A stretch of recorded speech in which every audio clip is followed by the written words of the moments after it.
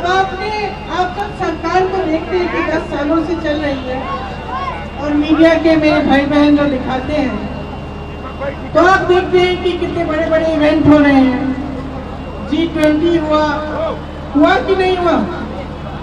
सबने कहा देश का मान सम्मान बढ़ रहा है इससे, और तरह तरह के इवेंट होते रहते हैं जिससे हम कहते हैं कि देश का मान सम्मान जुड़ रहा है और बन रहा है। ठीक है, हम भी देशवासी हैं, हम भी खुश होते हैं जब भी ऐसा कुछ होता है। लेकिन मैं पूछना चाहती हूँ, क्या देश का मान सम्मान, यहाँ जो खड़े नौजवान बच्चे हैं, जो हमारे पुलिस वाले यहाँ तैनात हैं, जो स्टूडेंट्स हैं, इनसे नहीं जुड़ा है? क्या देश का मान सम्मान आपकी महत्वाकांक्षाओं से, आपकी उम्मीदों से नहीं जुड़ा है? आपको रोजगार नहीं मिलना चाहिए? जब आपका मान सम्मान बढ़ेगा तभी देश का मान सम्मान बढ़ेगा। आप चाहे अग्निवीर को देखिए, इतने सारे बच्चे गांव-गांव में यूपी में वर्जिश करते हैं, तैयारी करते हैं सेना के लिए।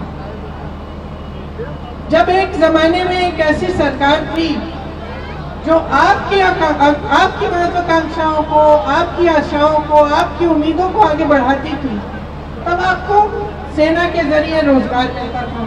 आज क्या हुआ है?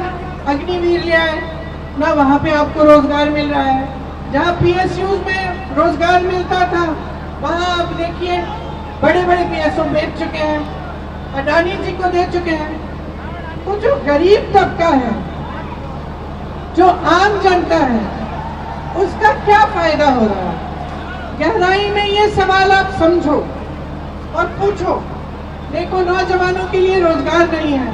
किसान तब भी सड़क पे बैठा था, आज भी सड़क पे बैठा है।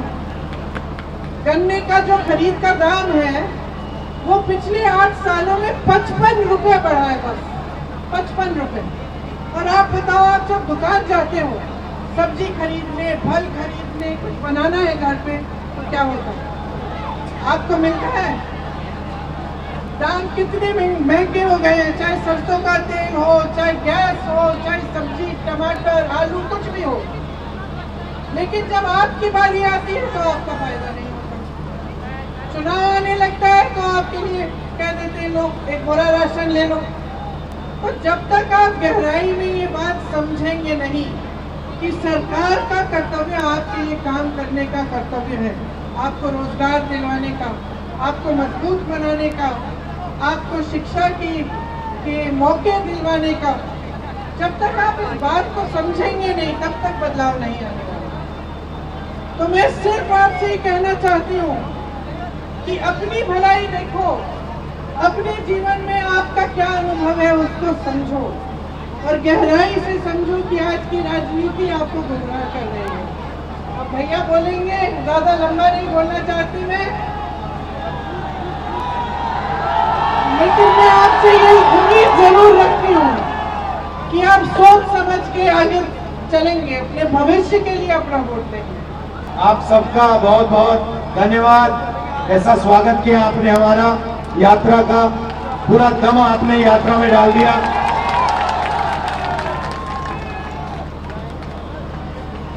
एक साल पहले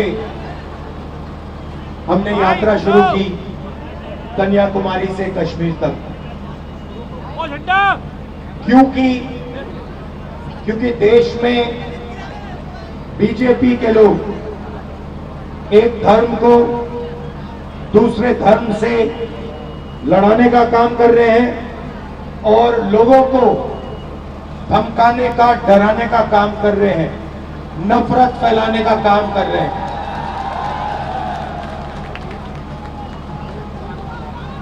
मैं आपसे पूछता हूं, अगर परिवार में लड़ाई होती है, भाई ठहर जाओ, अगर परिवार में लड़ाई होती है, एक भाई दूसरे भाई को मारता है, तो वो परिवार मजबूत होता है, कमजोर होता है? कमजोर होता है। तो अगर देश को कोई कमजोर करता है तो देशभक्त का काम क्या होता है? देश को बचाना, नफरत को मिटाना, डर को मिटाना, हिंसा को मिटाना। यही लक्ष्य भारत जोड़ो यात्रा का था जो नफरत समाज में फैलाई जा रही है, उसके सामने यात्रा ने 4000 किलोमीटर, और सिर्फ मैं नहीं चला भाइयों और बहनों, लाखों लोग चले हैं। मीडिया में पूरा ब्लैकआउट कर दिया था, जैसे इस यात्रा को पूरा ब्लैकआउट कर दिया है। मगर देश के दिल के अंदर, आत्मा के अंदर, डीएनए के अंदर यात्रा का मैसेज गया, मोहब्बत का मैसेज गया, नफरत के खिलाफ मैसेज गया, और इससे देश मजबूत हुआ। जैसे ऐसी भीड़ है, वैसे ही यात्रा में मैं चल रहा था, भीड़ थी। एक व्यक्ति को मैंने देखा, उधर से आने की कोशिश कर रहा था, पुलिस वालों ने उसको मारा, गायब हो गया। फिर वो दूसरी साइड से आया, फिर पुलिस वाले जो रूट को बनाते हैं उन्होंने मारा उसको, फिर गायब हो गया। तीसरी बार मैंने उसको यहां देखा, पुलिस वालों को धकेल के, अकेला 10-15 पुलिस वालों को धकेल के मेरे सामने खड़ा हो गया पिछली यात्रा में, और कहता है सुनो, मेरे सामने आके खड़ा हो जाता है, ऐसे कहता है, मैं जानता हूं तुम क्या कर रहे हो, मैं जानता हूं तुम क्या कर रहे हो। मैंने कहा भाई इसको क्या हो गया? मैंने उसको बुलाया, मैंने कहा इधर आओ, थोड़ा रिलैक्स करो। फिर कहता है मुझे, मैं जानता हूं आप क्या कर रहे हो, आप नफरत के बाजार में मोहब्बत की दुकान खोल रहे हो। मतलब नारा हमने नहीं दिया, नारा भीड़ के दिल में से निकला है, और भीड़ और जनता समझ गई कि भारत जोड़ो यात्रा क्या करने की कोशिश कर रही है, भारत को जोड़ने की कोशिश कर रही है। अब पहली यात्रा में से एक सवाल उठा, और मैंने बहुत सारे लोगों से कहा, पूछा, देश में नफरत फैल रही है, और मैंने पूछा क्यों फैल रही है, इसका कारण क्या है। और मैंने ये सवाल हजारों लोगों से पूछा होगा, भाई नफरत फैलाई जा रही है, हिंसा फैलाई जा रही है, इसका कारण क्या है। नहीं, वोट बैंक नहीं है भाइयों बहनों, आप गलतफहमी में मत रहो, वोट बैंक नहीं है ये, और हिंदुस्तान की जनता ने ये मुझे बताया, किसानों ने, मजदूरों ने। राहुल जी, हिंसा और नफरत का कारण अन्याय है। हिंदुस्तान के सब गरीब लोगों के साथ 24 घंटा इस देश में अन्याय होता है। किसान के खिलाफ अन्याय होता है, छोटे दुकानदार के खिलाफ अन्याय होता है, युवाओं के खिलाफ अन्याय होता है, सड़कों पे माताओं बहनों के खिलाफ अन्याय होता है। हिंसा का कारण, नफरत का कारण अन्याय है।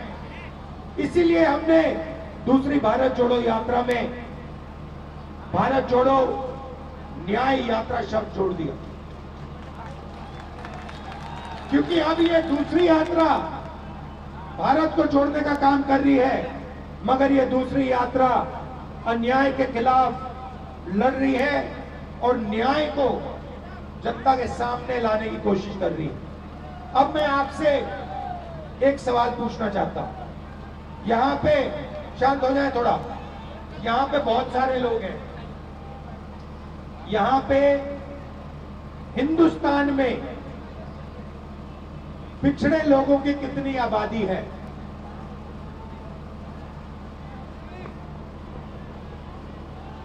कितनी आबादी है? कितनी है? पिछड़ों की 50% आबादी है, ठीक है? ठीक है। दलितों की कितनी आबादी है? 5% नहीं भाई, 15%। सब माइनॉरिटी को मिला दो, सिख, मुसलमान, क्रिश्चियन, जैन, सबको मिला दो, इनकी कितनी आबादी है? 15%। आदिवासियों की आबादी कितनी है? 8%। 50 और 15 कितना होता है? 65 और 15 कितना होता है? 80 और 8 कितना होता है? 88 ना? ठीक है। तो इन सबको मिलाओ तो 88% इनकी आबादी है, तकरीबन 90%। ठीक है। अब मैं आपसे पूछना चाहता हूं, हिंदुस्तान के सबसे 200 बड़ी कंपनियों की मालिकों की लिस्ट निकालो, ठीक है? उनमें से 90% के कितने मालिक बताओ? कितने? एक भी नहीं। छोड़ो, शायद आप लोग 90% लोग कहते हैं भैया हम हिंदुस्तान की सबसे बड़ी कंपनियों के मालिक नहीं बनना चाहते, तो फिर मैं आपसे पूछूंगा, ठीक है मालिक नहीं बनना चाहते, मालिक बनने का दम नहीं है, तो फिर मैनेजमेंट में आपके लोग कितने हैं? 0। तो प्राइवेट कंपनियों, सबसे बड़ी प्राइवेट कंपनियों में आपका एक आदमी मालिक नहीं, आपके सीनियर मैनेजमेंट में एक बंदा नहीं, ठीक है? अब आप कहो, पता नहीं शायद कहो कि भैया 90% को प्राइवेट कंपनी में नहीं, कुछ नहीं चाहिए, ठीक है? फिर मैं आपसे पूछता हूं, ये मीडिया वाले जो घूम रहे हैं, मीडिया वाली कंपनी जो है, सबसे बड़ी कंपनियां हैं, इनमें से 90% के मालिक कितने? कितने? 0, ठीक है? बड़े बड़े रिपोर्टर के नाम देखो, ये सब के नाम लिस्ट निकालो, इसमें से 90% के कितने? कितने? 0, ठीक है? आप कहोगे भैया हमें हिंदुस्तान की सबसे बड़ी कंपनियों में भागीदारी नहीं चाहिए, हमें मीडिया में भी भागीदारी नहीं चाहिए। मैं कहता हूं गलत है, मगर शायद आप लोगों के दिल में यही है, तो फिर मैं आपसे पूछूंगा भैया प्राइवेट अस्पतालों की लिस्ट निकालो, डॉक्टरों की लिस्ट निकालो, इसमें आपके कितने लोग? कितने लोग? 0। फिर मैं कहूंगा भैया पता नहीं क्या हो गया, 90% ना प्राइवेट अस्पताल चलाना चाहता है, ना कंपनियों में भाग लेना, भागीदारी चाहता है, ना मीडिया में चाहता है। फिर मैं कहूंगा ठीक है भैया चलो, आईएएस में आपके कितने? हिंदुस्तान के बजट को 90 लोग चलाते हैं, ठीक है? अलंकार, वो यूपी वाली लिस्ट निकालो, यूपी वाली ब्यूरोक्रेट वाली। हिंदुस्तान के बजट को 90 लोग चलाते हैं, ठीक है? मतलब पूरा का पूरा पैसा 90 लोग बांटते हैं, आईएएस अफसर है, ठीक है? डिफेंस में कितना पैसा जाता है ये निर्णय लेते हैं, अस्पतालों में कितना जाता है ये निर्णय लेते हैं, सड़कों में कितना जाता है ये लेते हैं। अब मुझे बताओ, हिंदुस्तान की सरकार के 90 सबसे बड़े आईएएस अफसर में 90% के कितने लोग? 3 ओबीसी, 3 दलित, 1 आदिवासी, 1-2 माइनॉरिटी के। आप जानते हो कि आप में से 90% में से बजट की कितनी भागीदारी है? जानते हो 90% की कितनी भागीदारी है? 7%। 7% बजट आप कंट्रोल करते हो। अब मैं ये देखो, यूपी की बात करता हूं, मैं आंकड़े निकालता हूं। यूपी के बजट को सुनो, यूपी के बजट को 90%, यूपी की 90% आबादी यूपी के बजट को 62 अफसर कंट्रोल करते हैं, ठीक है? 62। अब मैं आपसे पूछता हूं, इन अफसरों में से 62 अफसरों में से 90% के कितने यूपी में? बताओ। मैं आपको बताता हूं भाइयों, मैं बताता हूं, ओबीसी की भागीदारी यूपी के बजट में 55% हो, आप कम से कम आपकी भागीदारी 4%।